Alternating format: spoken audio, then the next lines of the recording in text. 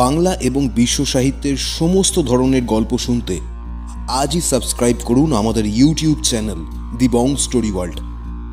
আজ আপনাদের জন্য রয়েছে একটি রোমাঞ্চকর অতি প্রাকৃত গল্প। গল্পটি রচনা করেছেন অনিশ দাস। গল্প পাঠ এবং গল্পের সূত্রধার আমি সুমন মিত্র। ডিলানের চরিত্রে অভিষেক ব্যানার্জি, কাজের মেয়ের চরিত্রে খুশি, তানিয়া ম্যাডামের চরিত্রে মৌসুমী চক্রবর্তী এবং ডিলানের মা অলকা মিত্র। তাহলে শুরু করা যাক আমাদের আজকের বিশেষ প্রতিবেদন, আমার রক্ত পান করো।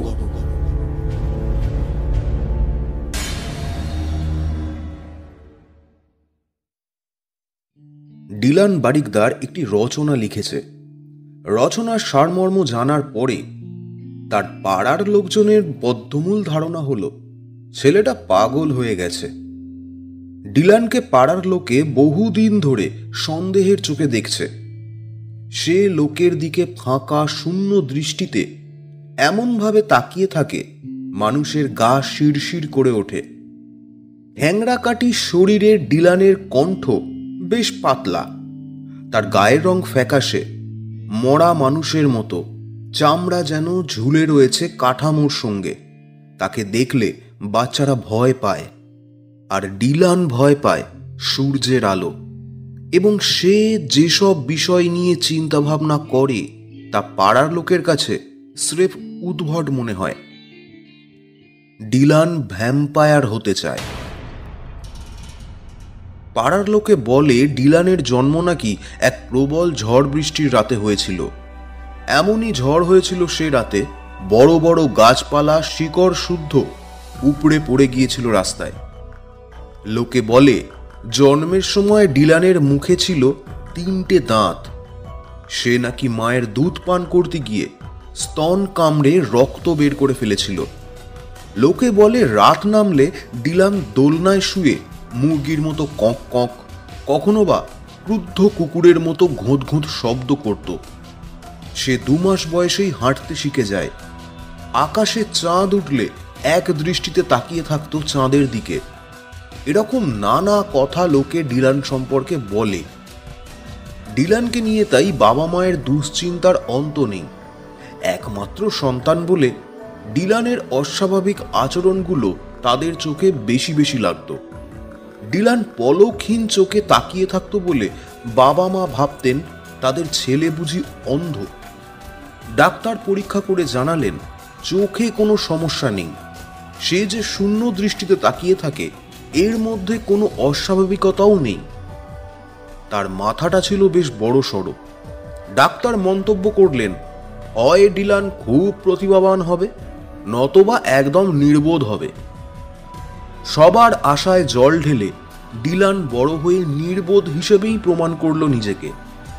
5 বছর বয়স পর্যন্ত ডিলানের মুখে সামান্যতম রাও ফোটেনি। এক রাতে খাবার টেবিলে বসে প্রথম যে শব্দটা সে উচ্চারণ করল তা হল মরণ। ছেলের মুখে বল ফুটেছে, বাবা মা খুশি তো হলেনি, তবে যে শব্দটি ডিলান উচ্চারণ করেছে তা শুনে তারা হতভম্ব হয়ে পড়লেন।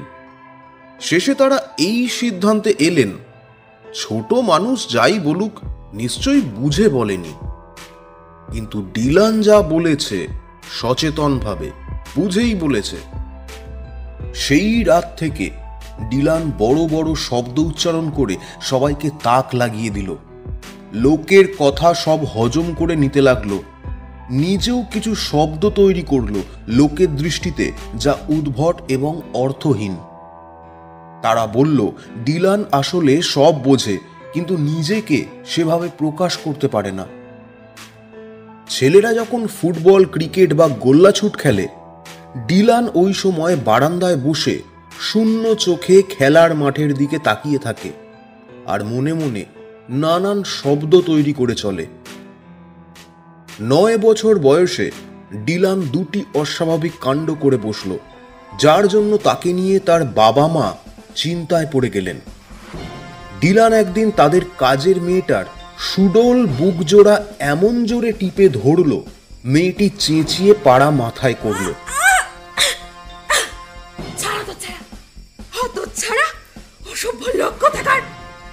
ডিলানের কবল থেকে নিজেকে কোনো মতে মুক্ত করে সে বাড়ি ছেড়ে পালালো।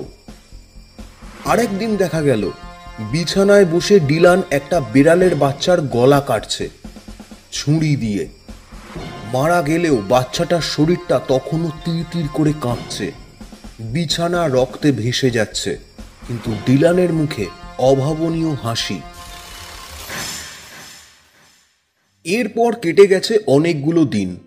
লোকে এই ঘটনা দুটো ভুলেও গেল, তবে ডিলানকে তার শৈশব কাটাতে হলো অপছন্দের লোকজনের মাঝে।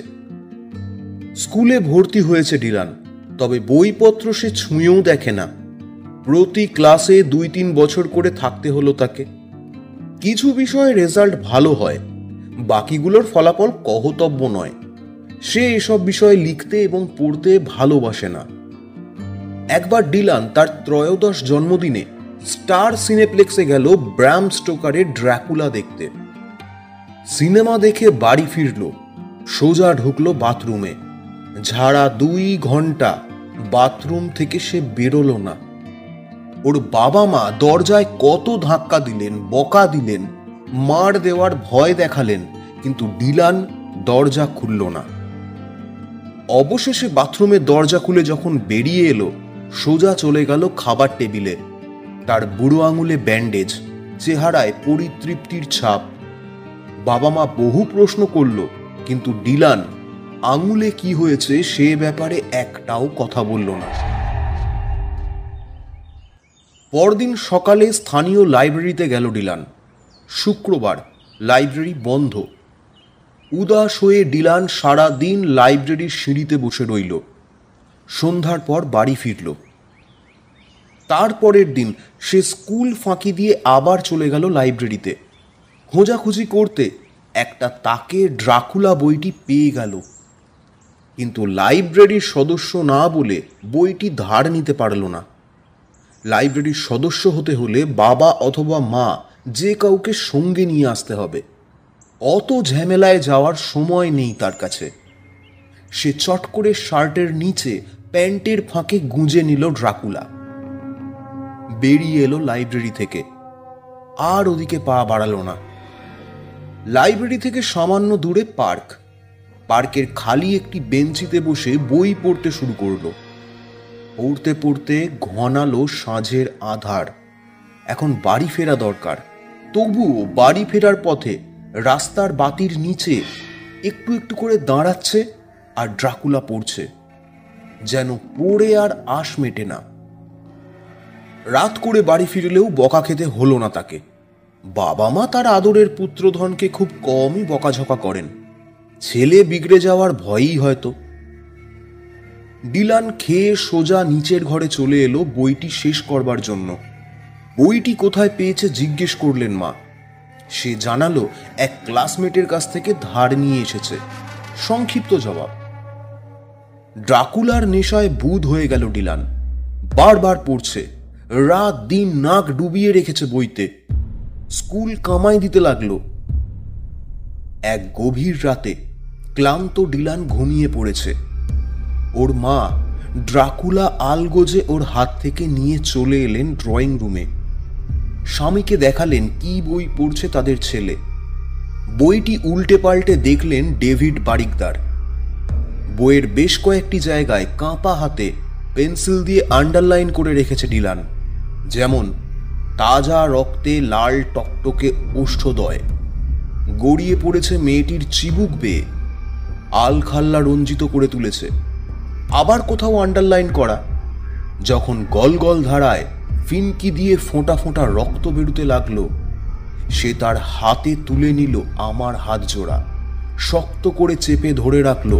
অপর হাতে আমার ঘাড় চেপে ধরে মুখটা টেনে নামিয়ে আনলো ক্ষতস্থানে। ডিলানের মা আন্ডারলাইন করা লাইনগুলো পড়ে ফ্যাকাশে হয়ে গেলেন। এসব কি ছাইপাস পড়ছে ও? আর্তনাদ করে উঠলেন তিনি। পরক্ষণে ড্রাকুলার জায়গা হলো স্টোর রুমের আস্তা কুঁড়ে। পরদিন সকালে ঘুম থেকে উঠে ডিলান যখন দেখল বইটি নিখোঁজ, ঘর ফাটিয়ে ফেলল চিৎকারের চোটে। মার হাত মুচড়ে ধরল সে। ব্যথায় নীল হয়ে মিসেস বারিকদার স্বীকার করতে বাধ্য হলেন তিনি ড্রাকুলাকে কোথায় ছুঁড়ে ফেলে দিয়েছেন। ডিলান এক ছুটে ঢুকলো স্টোর রুমে। ময়লা আবর্জনা ঘেঁটে শরীরে কালি ঝুলি মাখিয়ে উদ্ধার করলো সাধের ড্রাকুলাকে। কোনো মতে ব্রেকফাস্ট করে জামায় ডিমের কুসুমের দাগ নিয়ে ডিলান ছুটল পার্কে, বই পড়ার প্রিয় জায়গায়। ড্রাকুলার রাজ্যে আবার প্রবেশ ঘটল তার। টানা একটা মাস লোভীর মতো ড্রাকুলাকে গিলল ডিলান। পড়তে পড়তে প্রতিটি শব্দ, দাঁড়ি, কমা, সেমিকোলন মুখস্থ করে ফেলল। তারপর একদিন বইটা ফেলে দিল ডিলান।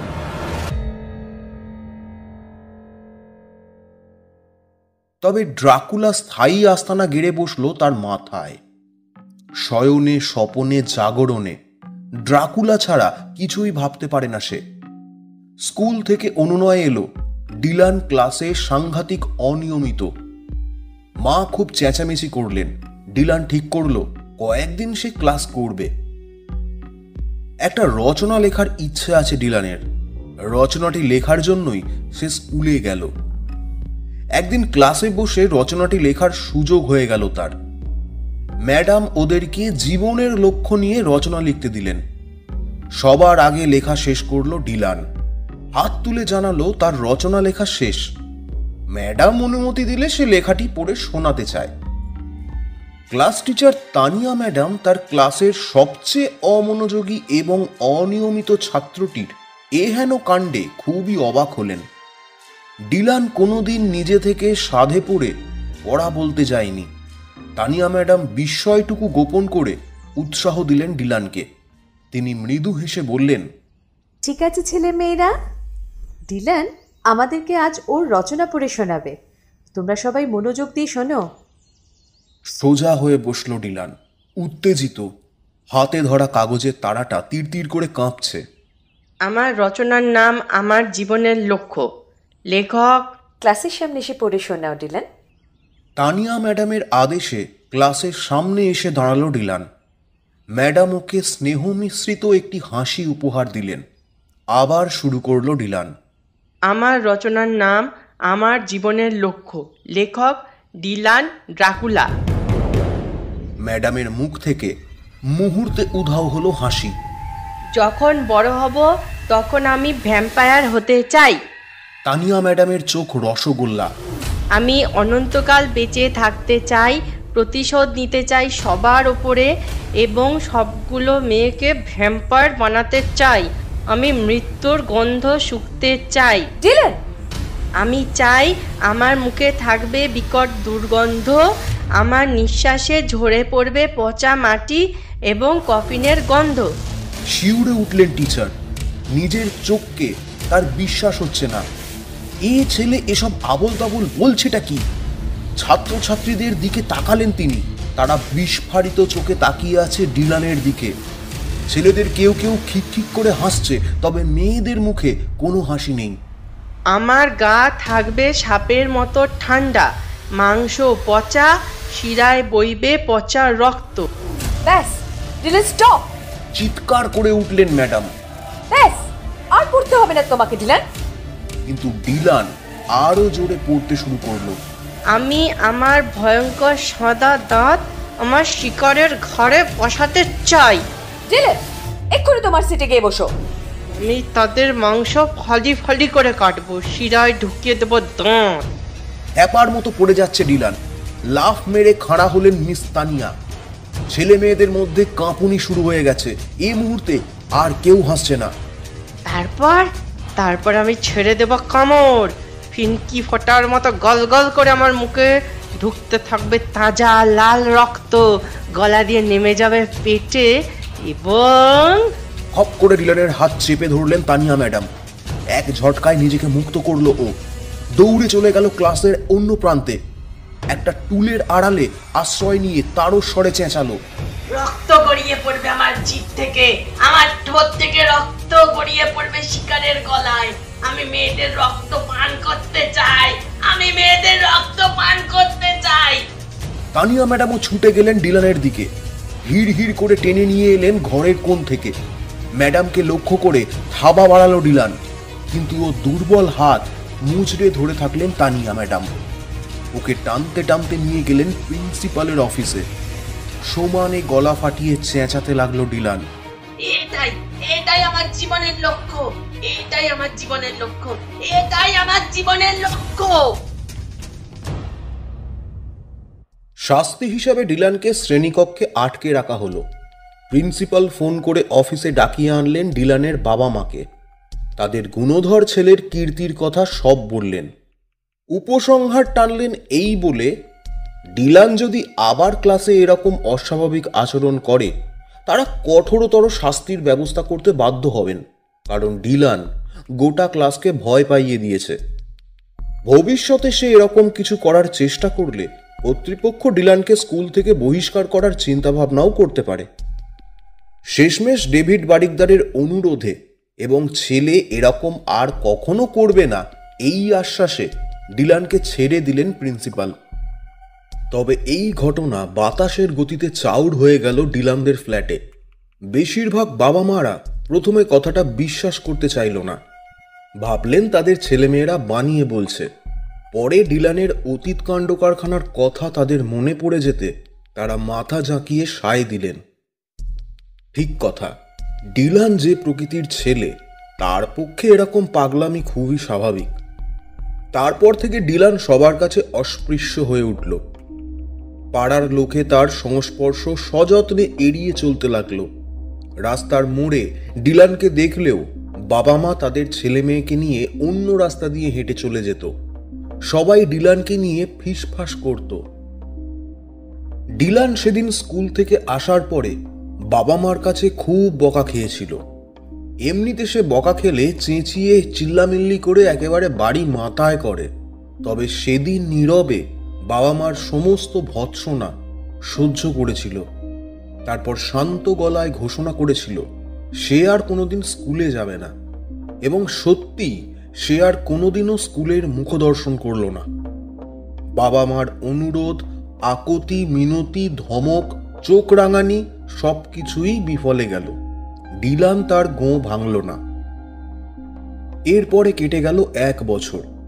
ডিলান এখন কিসের খোঁজে যেন রাস্তাঘাটে চষে বেড়ায়, নিজেও জানে না কি খুঁজছে।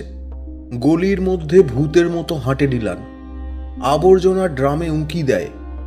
হাঁটার সময় ডায়ে বাঁয়ে সব দিকে দেখে, কিন্তু যা খোঁজে তা পায় না।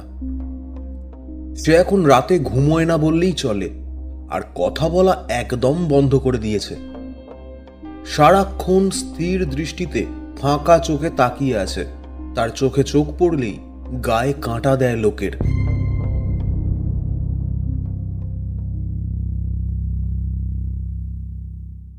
এরপর ডিলান একদিন মিরপুর চিড়িয়াখানায় ঘুরতে এলো, কারণ কাগজে পড়েছে চিড়িয়াখানায় নতুন প্রজাতির একটি ভ্যাম্পায়ার বাদুড় নিয়ে আসা হয়েছে সুদূর আমাজন অরণ্য থেকে। ডিলান সেই বাদুড়টাকেই দেখতে এসেছে। ভ্যাম্পায়ার বাদুড়টিকে দেখা মাত্র শরীরে যেন ইলেকট্রিক শক খেলো ওর।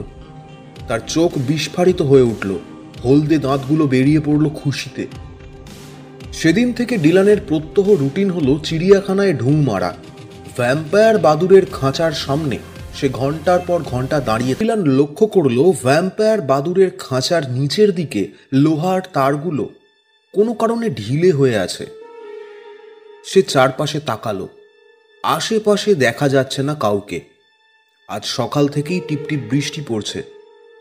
চিড়িয়াখানায় দর্শক সমাগম কম। ডিলান লোহার তার ধরে টান দিল, সামান্য বাঁকা হয়ে গেল তারটা। এমন সময় একটা লোককে দেখতে পেল ডিলান। বানরের ঘরের পাশ দিয়ে আসছে। সে পিছিয়ে গেল, পকেটে হাত ঢুকিয়ে সদ্য তৈরি একটি গানের সুর শীষ দিয়ে বাজাতে বাজাতে চলে গেল ভ্যাম্পায়ার বাদুড়ের খাঁচার সামনে থেকে।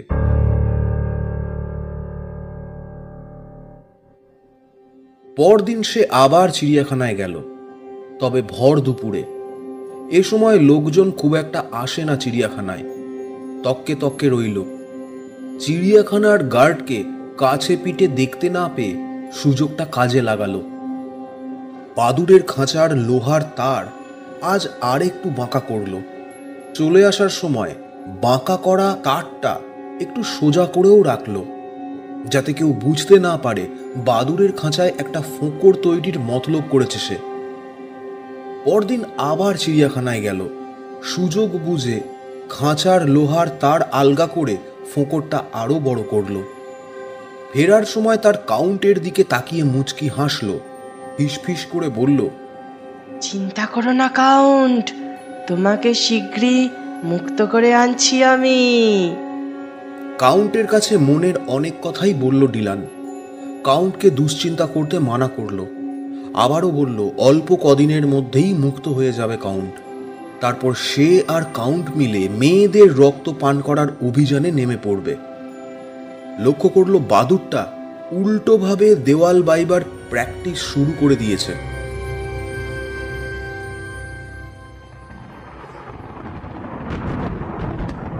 এর বেশ কয়েকদিন পর, সেদিন সকাল থেকে ঝুপঝুপ বৃষ্টি হচ্ছে।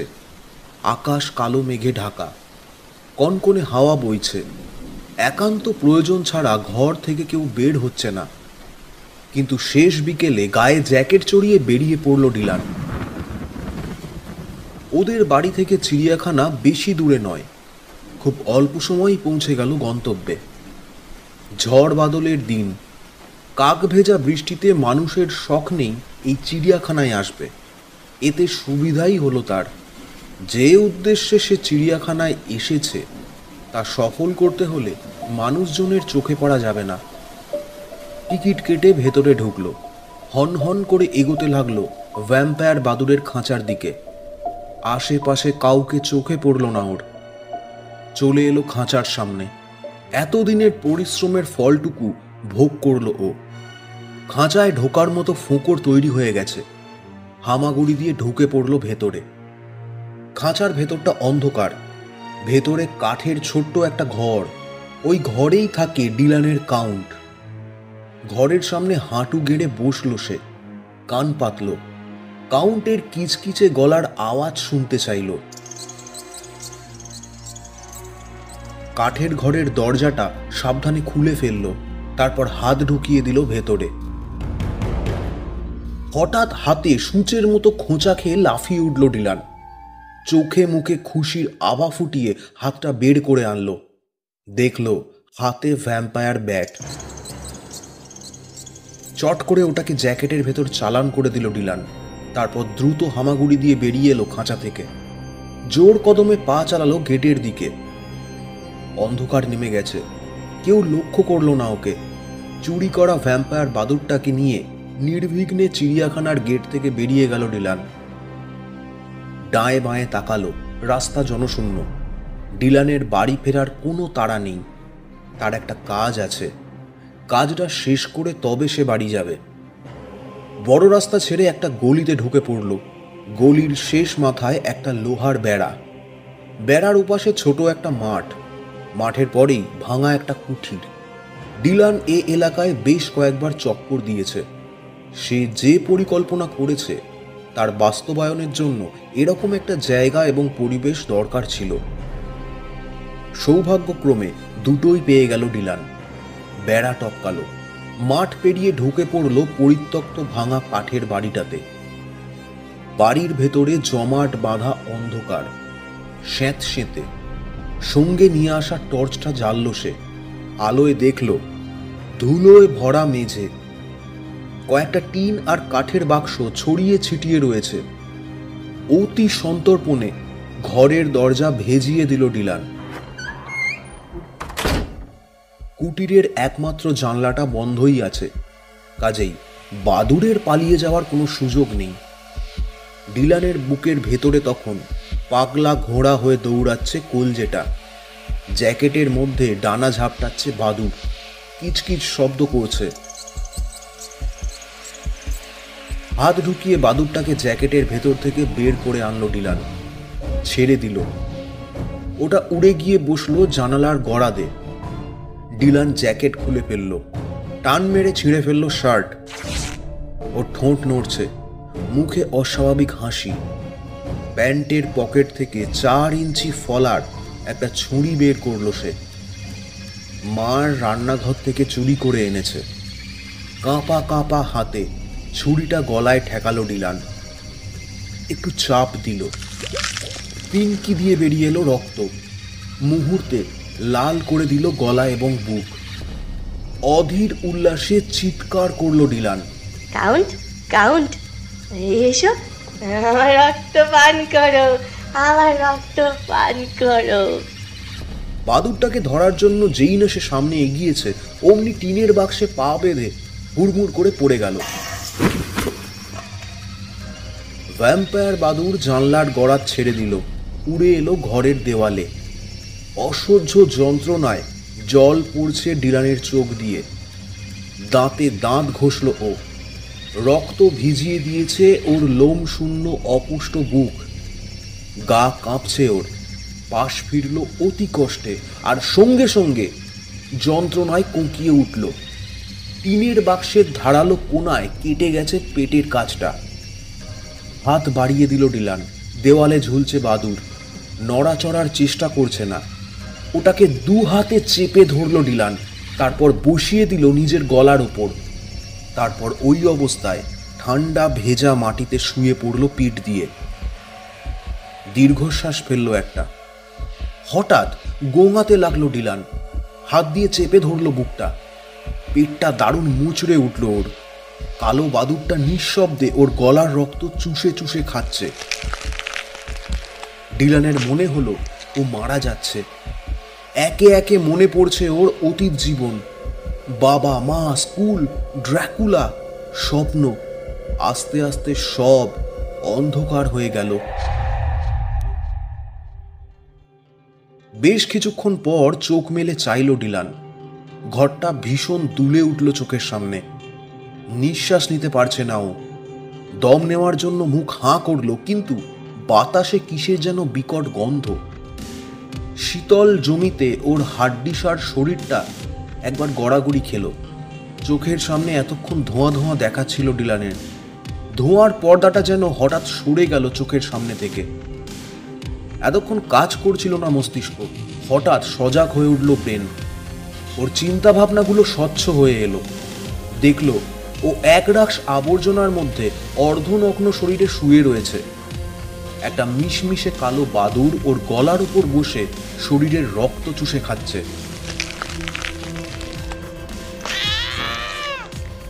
আর্তনাদ করে উঠল ডিলান। একটানে রোমশ শরীরটাকে গলার ওপর থেকে ছাড়িয়ে ছুঁড়ে ফেলে দিল।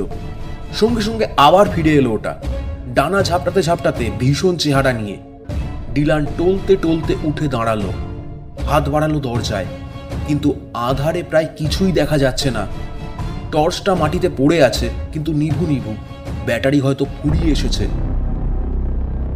গলায় হাত দিল ডিলান, রক্ত থামানোর চেষ্টা করলো, কাজ হলো না। আঙুলের ফাঁক দিয়ে গড়িয়ে পড়ল তাজা রক্ত। অতিরিক্ত রক্তক্ষরণে ভয়ানক দুর্বল হয়ে গেছে সে।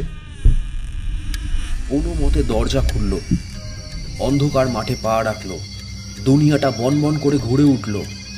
তাল সামলাতে না পেরে বৃষ্টি ভেজা লম্বা ঘাসের মধ্যে আছাড় খেল ডিলান। সাহায্য চাইবার জন্য মুখ হাঁ করল, কিন্তু গলা দিয়ে রা বেরোচ্ছে না। শুধু ঘড়ঘড়ে একটা আওয়াজ। কানে ভেসে এলো বাদুরের ডানা ঝাপটানোর শব্দ। হঠাৎ করেই থমকে গেল শব্দটা। শক্তিশালী একজোড়া হাত ওকে মাটি থেকে সিধে হতে সাহায্য করল। ডিলান দেখল সারা শরীরে কালো পোশাক আবৃত, কাঁধের দুপাশে খাড়া হয়ে আছে জামার কলার। ঘন অন্ধকারেও আবছাভাবে বোঝা যাচ্ছে যে লোকটা তার সামনে দাঁড়িয়ে আছে তার মুখের দুপাশে চকচক করছে দুটো তীক্ষ্ণ দাঁত। আধারে তার চোখ জোড়া জ্বলছে অঙ্গারের মতো। হঠাৎ শোনা গেল একটা কণ্ঠস্বর, আমার খোকা। পরক্ষণেই ডিলান বুঝতে পারল সে এখন মাটিতে নেই।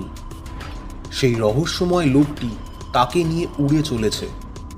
কানে ভেসে আসছে একজোড়া সুবিশাল ডানা মেলার শব্দ। তবে কি আজ সত্যিই ডিলান পূর্ণ করতে পেরেছে তার স্বপ্ন? শেষ হলো আমাদের আজকের গল্প। পরবর্তী পর্বে আবার আপনাদের সঙ্গে দেখা হবে নতুন রোমাঞ্চকর একটি গল্প নিয়ে। ততক্ষণ সবাই ভালো থাকুন, সুস্থ থাকুন এবং শুনতে থাকুন।